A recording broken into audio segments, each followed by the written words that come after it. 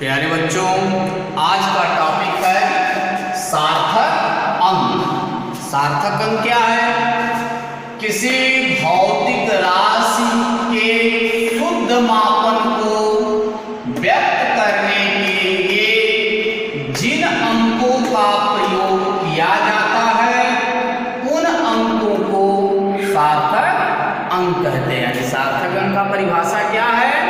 किसी भौतिक राशि के शुद्ध मापन को व्यक्त करने के लिए जिन अंकों का प्रयोग करते हैं उन अंकों को सार्थक अंक कहते हैं।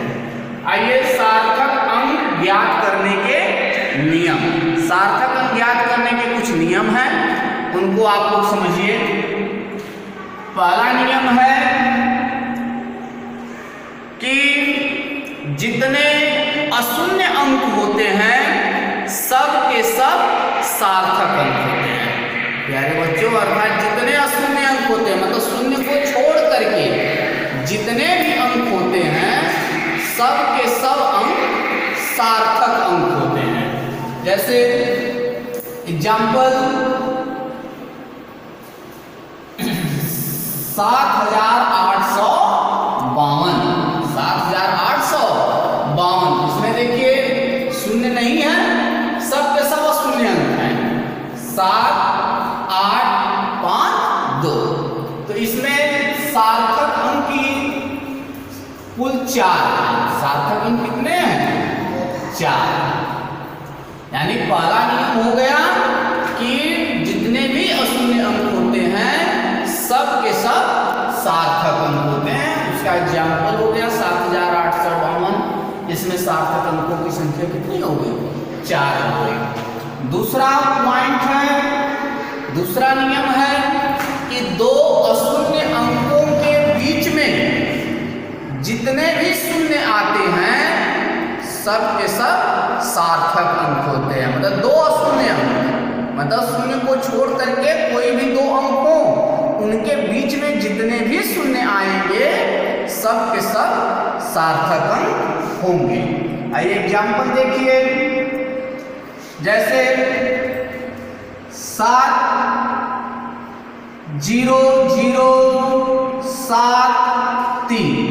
अब यहां देखिए अशून्य अंकों के बीच में ये 0 आए हुए हैं, तो अशून्य अंकों के बीच में अगर 0 आएगा ये 0 भी सार्थक अंक होंगे। अब यहां पर सार्थक अंक कितने हैं? सार्थक अंक 1 2 3 4 5। यहाँ सार्थक अंकों की संख्या 5 है। इसी तरह से और एग्जाम्पल लीजिए 350.003। अब यहाँ भी देखिए अशून्य अंकों के बीच में ये शून्य आए हुए हैं, तो अशून्य अंकों के बीच में शून्य आए तो ये भी सार्थक अंक होंगे। तो अब इसमें सार्थक अंक कितना? 1 2 3 4 5 6। इसमें 6 सार्थक अंक हैं। अब आइए तीसरा नियम देखिए। तीसरा नियम क्या करता है?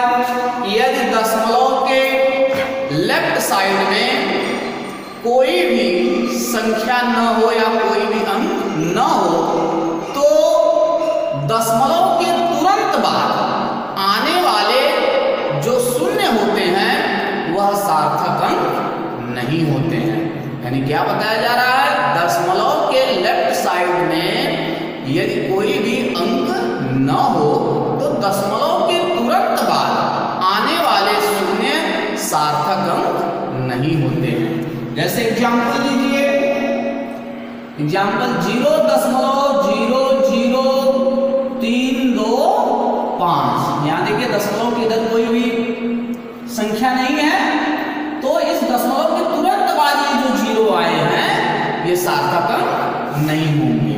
तो यहाँ पर सार्थक अंक हो गए कितने? 3। और एग्जाम्पल लीजिए 0.000102 इसमें सार्थक अंक कितने? इसमें सार्थक अंक हो गए 1 2 3 4। ये जो 0 है ये दो शून्य अंकों के बीच में आया, इसलिए ये सार्थक अंक होगा। यहाँ पर सार्थक अंक हो गए 4। नेक्स्ट आइए नियम देखिए, किसी भी संख्या में सबसे दाहिनी ओर जो शून्य होते हैं वे सार्थक अंक नहीं होते हैं। जैसे एग्जाम्पल,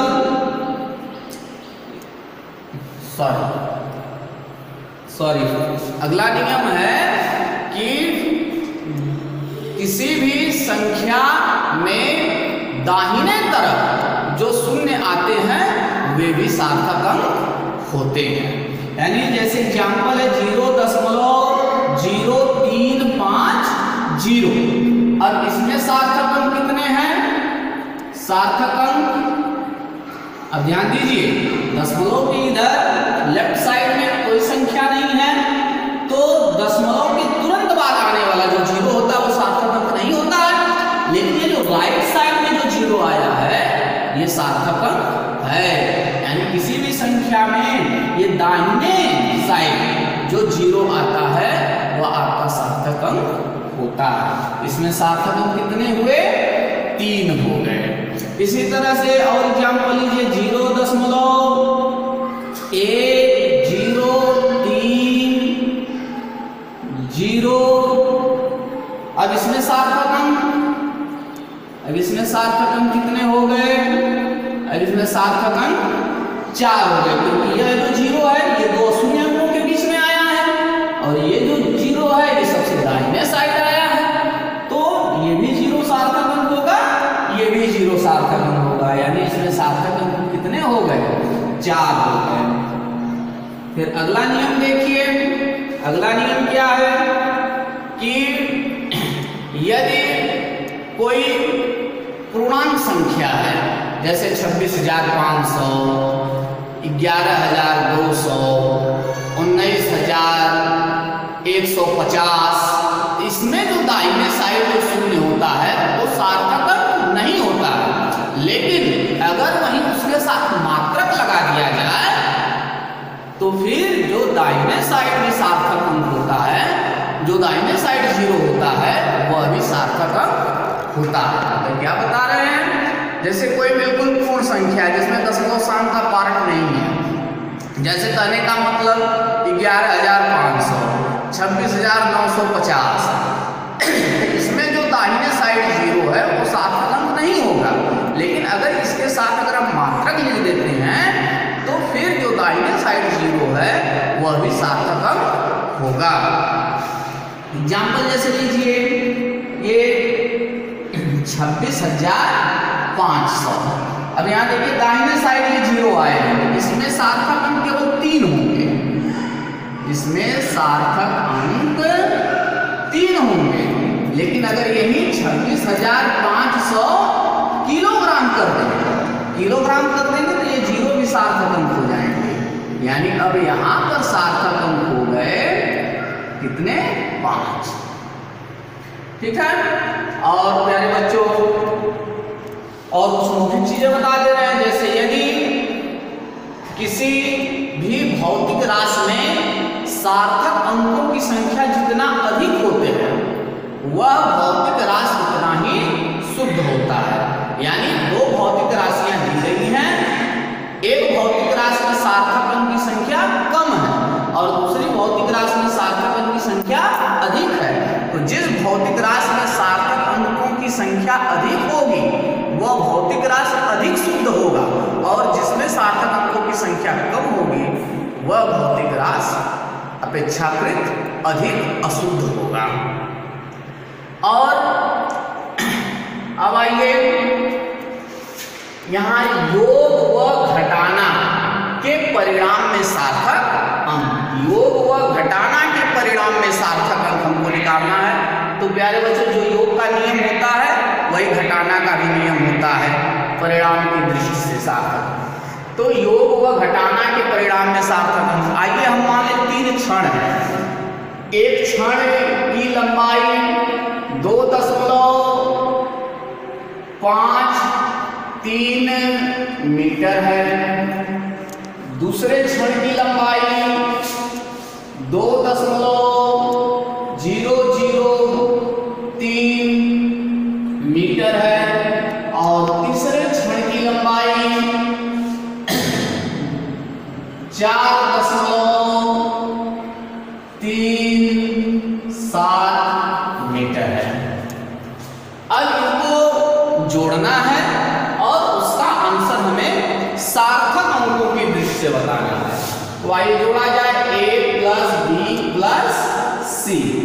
जोड़िए, कितना 2.53 प्लस 2.003 प्लस 4.37। अब इनको ऐड कर दीजिए, 3 7 0 और 3 7 3 10। इसके बाद 3 0 5 5 3 8 और एक आपका हासिल था 9। इसके बाद 4 और 6 2 8। जैसे मिला लीजिए, 3 7 3 10 एक हासिल 3 5 3 8 9 4 6 2 8 कितना मीटर आ गया। आइए योग व घटाना के परिणाम सार्थक अंक में देने का नियम क्या है। इसका नियम है कि जिन राशियों को हमें जोड़ना होता है उन राशियों में जिसमें दशमलव के बाद सबसे कम सार्थक अंक होते हैं, हमारे आंसर में भी दशमलव के बाद उतने ही सार्थक अंक होने चाहिए। यानी जिन जिन संख्याओं को जोड़ना है उसमें दशमलव के बाद जिसमें सबसे कम सार्थक अंक होंगे उतने ही सार्थक अंक हमारे आंसर में भी होना चाहिए। जैसे इसमें दशमलव के बाद 2 सार्थक अंक हैं, इसमें दशमलव के बाद 3 सार्थक अंक हैं, इसमें दशमलव के बाद 2 सार्थक अंक हैं। तो अब हमारे आंसर में भी दशमलव के बाद 2 सार्थक अंक होने चाहिए। अभी आगे के दशमलव के बाद 3 सार्थक अंक हैं। तो जबकि सार्थक अंकों की दृष्टि से आंसर में दशमलव के बाद 2 ही सार्थक अंक होने चाहिए। तो प्यारे बच्चों, जो तीसरा अंक ये 3 है ये 5 से छोटा है। जब 5 से छोटा है तो अगर कोई संख्या 5 से छोटी होती है तो उसको हटा देते हैं और उसके पूर्व वाली संख्या में कुछ जोड़ते नहीं है। अगर यही संख्या 5 या 5 से बड़ी होती तो उसको हटाते तो उसके पूर्व वाली संख्या में 1 जोड़ देते। यानी सार्थक अंकों की दृष्टि से इसका आंसर होगा 8.90 मीटर। अब आइए गुणा व भाग के परिणाम में सार्थक अंक। तो गुणा व भाग के परिणाम में सार्थक अंक क्या है उसको समझिए। जैसे एक कागज है, आयताकार कागज है जिसकी लंबाई, यानी एक आयताकार कागज है जिसकी लंबाई 1.6 मीटर है और चौड़ाई 1.35 मीटर है। यानी एक आयताकार कागज का टुकड़ा है जिसकी लंबाई 1.6 मीटर है और चौड़ाई 1.35 मीटर है। अब इसका क्षेत्रफल हमें निकालना है सार्थक अंकों की दृष्टि से। तो क्षेत्रफल बराबर होता है लंबाई गुणे चौड़ाई। लंबाई 1.6, चौड़ाई 1.35। आइए मल्टीप्लाई कर लीजिए, 16 बचे 80 हासिल लग गया। 8 का 16 दिया 48, 48 8 56 हासिल लग गया। 5 का 16 1 16 16 5 21 दशमलव कितने अंक पर 2 अंक और 1 3 अंक पर 1 2 3 अंक पर यहाँ दशमलव लग गया। इतना मीटर स्क्वायर हो गया। अब आइए इसका नियम क्या है। इसका नियम क्या है कि जिन संख्याओं का हम गुणा करते हैं उन संख्याओं में जिसमें सबसे कम सार्थक अंक होता है उतना ही हमारे आंसर में भी सार्थक अंक होना चाहिए। जैसे लंबाई है 1.6 मीटर, इसमें 2 सार्थक अंक हैं। यहाँ चौड़ाई में 1.35 यानी इसमें 3 सार्थक अंक हैं। तो अब हमारा जो आंसर होगा उसमें भी सार्थक अंकों की संख्या 2 ही होनी चाहिए, क्योंकि लंबाई में 2 सार्थक अंक हैं, चौड़ाई में 3 सार्थक अंक हैं। तो हमारे क्षेत्रफल में 2 सार्थक अंक होने चाहिए, क्योंकि आंसर हम उतने ही सार्थक अंक लेते हैं जितना कि दी गई राशियों का जो गुणा करते हैं जिसमें सबसे कम सार्थक अंक होते हैं। तो लंबाई में 2 सार्थक अंक है, चौड़ाई में 3, तो हमारे आंसर में भी सार्थक अंक 2 ही होंगे। तो अब आइए 1 अंक 2 अंक, यानी यहीं तक हमको आंसर रखना है। ये आपका अगला अंक 6 है, जो कि 5 से अधिक है। जब 5 से अधिक है तो इसको हटाएंगे तो इसमें 1 जोड़ देंगे, यानी सार्थक अंकों की दृष्टि से इसका आंसर होगा 2.2 मीटर स्क्वायर। धन्यवाद प्यारे बच्चों। अगला टॉपिक है कोटिमान, ऑर्डर ऑफ मैग्नीट्यूड। कोटिमान क्या होता है? किसी भौतिक राशि को उसके निकटतम 10 की घात में व्यक्त करने को कोटिमान कहते हैं। यानी कोई भौतिक राशि दिया गया है, उस भौतिक राशि को हम उसके निकटतम 10 की घात में व्यक्त करेंगे, तो उसी 10 की घात में व्यक्त करने को हम उस राशि का कोटिमान कहते हैं। आइए कोटिमान ज्ञात करने की विधि। कोटिमान ज्ञात करने की विधि क्या है? कोटिमान ज्ञात करने की विधि में हम लोग सबसे पहले जो भी संख्या दी गई है उसको हम यम गुणे 10 के पावर n के रूप में लिखते हैं। ध्यान दीजिए, कोटिमान ज्ञात करने की विधि, कोटिमान ज्ञात करने की विधि में जो भी संख्या दी गई है उसको हम सर्वप्रथम यम गुणे 10 के पावर n के रूप में लिखते हैं, जहां यम का मान 1 से बड़ा होता है, 1 या 1 से बड़ा होता है और 10 से छोटा होता है। यानी जो संख्या दी गई है सबसे पहले उसको हम यम गुणे 10 के पावर n के रूप में लिखेंगे, जहां n की वैल्यू 1 या 1 से बड़ी होगी और 10 से छोटी होगी। यानी 1 या 1 से बड़ी और 10 से छोटी के बीच की संख्या की बात अगर हम करें तो जैसे 3.57, 8.29, 4.357, मतलब आप देख रहे हैं जो भी हम संख्याएं बोल रहे हैं 1 और 10 के मध्य की, उसमें दशमलव के लेफ्ट साइड में केवल 1 अंक है। तो हमको सर्वप्रथम इसी रूप में संख्या को बनाना होगा। बनाने के पश्चात अब इस रूप बनाने में हमको दशमलव को लेफ्ट से राइट या राइट से लेफ्ट की तरफ खिसकाना पड़ता है। अगर हम दशमलव संख्या को लेफ्ट से राइट खिसकाते हैं, लेफ्ट से राइट यानी बाएं से दाएं तरफ ले जाते हैं तो 10 का पावर घट जाता है उतना। और अगर हम दशमलव बिंदु को दाहिने तरफ से बाएं तरफ ले आते हैं तो पावर उतना बढ़ जाता है। ध्यान दीजिए, जो संख्या उसको हमको यम गुणे 10 के पावर n के रूप में बनाना होगा, जहां यम का मान 1 या 1 से बड़ा है और 10 से छोटा है। यानी इस टाइप की संख्याओं में दशमलव के लेफ्ट साइड में केवल 1 अंक होगा, जैसे 7.12, 3.579। अब इस रूप में बनाने के लिए आपको दशमलव को बाएं से दाएं या दाएं से बाएं की तरफ खिसकाना होगा। अगर आप बाएं से दाएं खिसकाते हैं तो जितना हम खिसकाएंगे पावर में उतने की कमी कर देंगे, और अगर आप दशमलव को दाएं से बाएं की तरफ ले आएंगे तो जितना अंक दाएं से बाएं की तरफ ले आएंगे पावर में उतने की वृद्धि कर देंगे। अब आइए एग्जाम्पल देखिए। एग्जाम्पल जैसे 3750.18 गुणे 10 के पावर 3 यह है। तो सबसे पहले आप इसको यम गुणे 10 के पावर n के रूप में लिखिए। m गुणे 10 के पावर n के रूप में लिखने के लिए दशमलव को आपको यहाँ लगाना पड़ेगा। यहाँ लगाने के लिए आप दशमलव को दाएं से बाएं तरफ खिसकाएंगे। कितना? 1 अंक, 2 अंक, 3 अंक।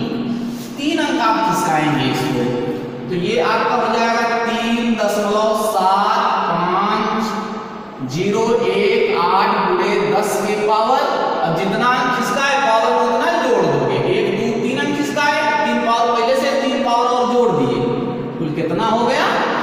6 पावर। अब देखिए अब इसका कोटिमान क्या होगा, कोटिमान अब इसका कितना होगा, जिसमें बताया जाता है कि अगर ये m की वैल्यू 3.16 से बड़ी है तो इसके पावर में 1 जोड़ देते हैं, और अगर यह m का मान 3.16 से छोटा है तो पावर में कुछ जोड़ते नहीं है, वही उसका आंसर हो जाता है। यहाँ देखिए 3.75018 है, जो कि 3.16 से बड़ा है। 3.16 से बड़ा है तो कोटिमान ज्ञात करते समय हम इसके पावर में 1 जोड़ देंगे, यानी 10 की पावर 6 धन 1, इसका कोटिमान हो जाएगा 10 की पावर 7। इसी तरह से और एग्जाम्पल लीजिए, 0.00216 गुणे 10 के पावर 3। अब आइए अब इसको m गुणे 10 के पावर n के रूप में लिखोगे तो 1 2 3, सॉरी इसको हम 5 पावर ले लेते हैं, तो ये 0.00216 गुणे 10 के पावर 5, इसको m गुणे 10 के पावर n के रूप में लिखने के लिए दशमलव को 1 2 3 अंक इधर खिसकाना होगा, यानी यहाँ लगा होगा। तो अब यहाँ हम बाएं से दाएं की तरफ खिसका रहे हैं तो पावर में से उतना माइनस कर देंगे, यानी ये हो गया 2.16 गुणे 10 के पावर 5 में से ये 3 घात क्या कर देंगे, घटा देंगे, क्योंकि हम 3 अंक बाएं से दाएं तरफ ले जा रहे हैं। ये हो गया 2.16 गुणे 10 के पावर 2। अब यहाँ पर कोटिमान कितना हो जाएगा, यहाँ पर कोटिमान आपका हो गया, अब ये देखिए 2.16, ये 3.16 से छोटा है, जब 3.16 से छोटा होगा तो इसके पावर में हम कुछ जोड़ेंगे नहीं, अगर ये 3.16 से बड़ा रहता तो इसके पावर में हम ये जोड़ देंगे। यहाँ पर कोटिमान हो जाएगा 10 की पावर 2। धन्यवाद।